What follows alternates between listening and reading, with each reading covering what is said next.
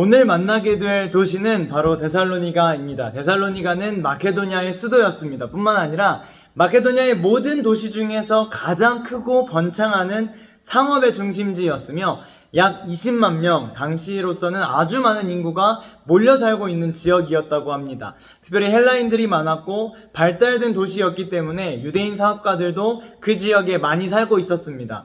마치 대한민국에서는 서울이 사람들이 많이 몰리는 곳이고 또 상업이 많이 발전하는 도시인 것처럼 말이에요. 바울은 이곳에서 말씀을 전하는 것이 효과적으로 복음을 퍼뜨리는 최고의 방법이라고 생각했을 것입니다. 그래서 1절을 보면 암비볼리와 아볼로니아는 그냥 지나쳐버리고 곧장 마케도니아의 수도인 데살로니가로 발걸음을 옮기게 됩니다.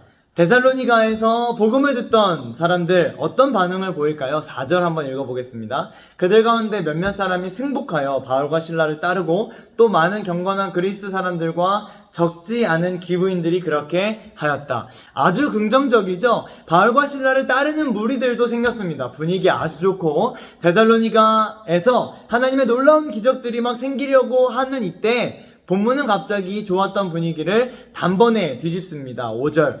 그러나 유대 사람들은 시기하여 거리에 불량배들을 끌어 모아다가 패거리를 지어서 시내의 소요를 일으키고 야손의 집을 습격하였다. 그리고 바울 일행을 끌어다가 군중 앞에 세우려고 찾았다. 거리의 불량배들이 바울과 실라를 찾습니다. 위협적인 모습으로 길거리를 돌아다니며 집집마다 쾅쾅쾅 문을 두들기고 샅샅이 바울과 실라를 쫓습니다. 누가 시킨 겁니까? 유대 사람들이 바울과 실라를 시기했기 때문에 돈을 주고 불량배들을 다 모아가지고 보낸 것이죠. 결국 바울과 실라는 10절에 보면 데살로니가에서 잠깐 사역하고 베레아라는 지역으로 도망가게 됩니다. 그것도 사람들의 눈을 피해서 밤에 몰래 조심스럽게 조용히 누구도 보지 못하게 비참하게 도망가게 됩니다. 오늘은 이 본문을 통하여서 예수 믿는데 왜 이럽니까? 라는 제목으로 함께 말씀을 나누려고 합니다. 질문으로 한번 시작해보죠. 여러분들은 왜 예수님을 믿고 있나요? 여러분들은 왜 교회를 다니고 있나요? 중등부 사역을 하다 보니까 중학교 3년은 신앙생활에 있어서 정말 중요한 시기인 것 같아요. 적어도 내가 왜 교회를 다녀야 되고 내가 왜 예수님 믿어야 하는지 고민해보고 생각해볼 수 있는 가장 적합한 시기인 것 같습니다. 여러분들에게는 이 질문이 조금 부담스럽게 느껴질 수도 있겠지만 결국 정확한 답을 내리지 못하고 고등부로 또 청년부로 올라가는 한이 있더라도 저는 끊임없이 이 질문을 던져보고 싶습니다. 그래서 이 3년 동안에 내가 이것 때문에 예수님 믿는 것이구나, 내가 이것 때문에 교회 다니는 것이구나 깨닫게 되는 은혜가 있었으면 좋겠습니다. 자, 본문으로 다시 돌아가서 바울과 바울 전도단은 하나님의 뜻에 따라서 마케도니아까지 갔습니다. 하나님 뜻에 따라 복음을 전하고요, 하나님 뜻에 따라 빌립보를 거쳐서 오늘 데살로니가까지 갑니다. 하나님의 뜻에 따라서 회당에 들어가 유대인들에게 복음을 전하고 하나님의 뜻에 따라 하나님 명령에 따라서 계속해서 움직이는데, 그러면 하나님께서 적어도 목숨만큼은 안전하게 보호해 주셔야 하는 것 아니겠습니까? 그런데 바울과 실라 길거리 깡패들에게 쫓기는 신세가 돼서 밤중에 사람들이 보지 않는 시간에 숨을 죽이고 도망가고 있습니다. 이게 예수님 믿고 예수님을 전한 결과라고 한다면 도대체 누가 예수님을 믿고 싶겠습니까? 그렇지 않나요? 예수님 믿는다고 부유해지는 것도 아니고 좋은 고등학교, 좋은 대학교, 좋은 직장에 취업할 수 있는 것도 아니고 그렇다고 잘생기고 예쁜 배우자를 얻을 수 있는 보장이 있는 것도 아니라면 정말 우리 오늘 제목처럼 뭐 하려고 이렇게 주일 아침부터 나와서 에너지 쓰고 시간을 쏟아야 한다는 말입니까? 라는 질문을 할 수 있을 것 같습니다. 여러분, 각자가 만난 하나님, 각자가 읽고 경험한 말씀을 토대로 이 질문에 대한 여러분들의 대답이 분명하게 있기를 간절히 소망합니다.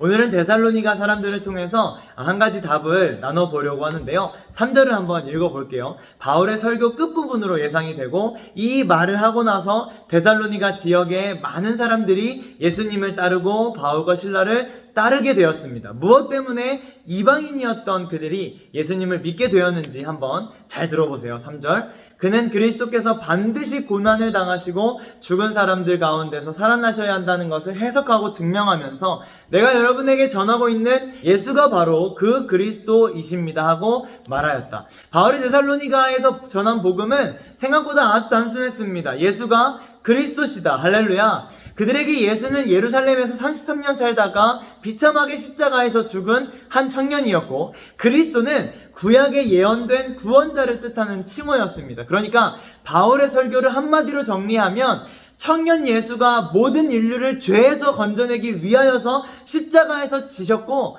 그는 우리의 구원자가 되셨다라고 하는 선포였습니다.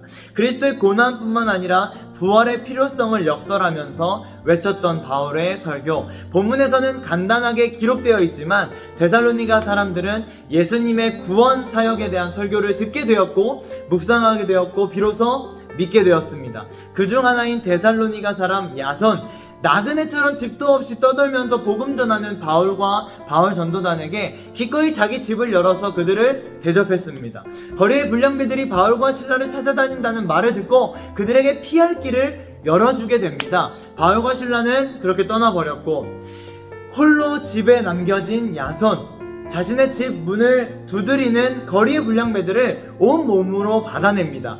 무서웠을 것 같아요. 두려웠을 것 같고 억울했을 것 같습니다. 위협적인 얼굴을 하고 자신의 집을 습격한 불량배들, 그러나 사실 그들은 야손에게 해를 가할 필요가 없었습니다. 반대로 야손도 불량배들에게 피해를 받을 이유가 없었어요. 왜냐면 불량배들은 누구를 찾는 거예요? 바울과 실라를 찾고 있기 때문이겠죠. 야손이 바울과 실라가 어디로 도망갔는지 말만 해주면 위기를 모면할 수 있었습니다. 그러나 야손은 말하지 않습니다. 어쩌면 고문당하지 않았을까요? 어쩌면 협박당하지 않았을까요? 취조당하고 괴롭힘을 당하는 야손, 바울과 실라를 오랫동안 알고 있던 사이도 아닌데 왜 바보같이 입을 꽉 다물고 있을까요? 야손의 마음이 성경에 기록되어 있지는 않습니다. 하지만 이런 마음이 아니었을까요? 내 집이 습격당하고 나는 괴롭힘당하고 나는 고난받아도 괜찮다. 나는 고통스러워도 괜찮다. 그러나 바울과 실라는 보호해야만 한다. 왜냐하면 예수가 그리스도라는 복음의 메시지가 계속해서 전달되어야 하기 때문에. 바울과 실라 대신에 내가 예수님을 믿음으로 인하여서 받게 되는 고난을 받자, 기쁨으로 받자, 내가 감당하자. 할렐루야. 이것이 바로 믿음을 가진 사람들의 고백이 되어야 하지 않겠습니까? 우리가 예수님을 믿고 예배 드리는 이유는 죄에 빠져 더럽고 추한 인생, 나의 인생을 불쌍히 여겨주시고 구원하여 주신 것에 대한 감사함의 표현이 뿐이지, 이 땅에서 잘 먹고 잘 살고 등 따시고 배부르기 때문에 그렇게 하고 싶어서 여기에 나온 것이 아니라는 것을 여러분들이 기억해 주시길 부탁드립니다. 부자 되지 않아도, 좋은 고등학교, 좋은 대학교 입시에 실패하더라도, 친구가 혹시 없더라도, 고난과 온갖 따돌림과 비난을 다 받게 되는 일이 있더라도 오직 나를 구원하여 주신 예수님의 은혜에, 크신 사랑에 감사해서 이 자리를 지켜낼 수 있기를 간절히 소망합니다. 그 크신 사랑을 깨닫게 되는 우리 중등부 모든 지체들이 될 수 있기를 간절히 소망합니다.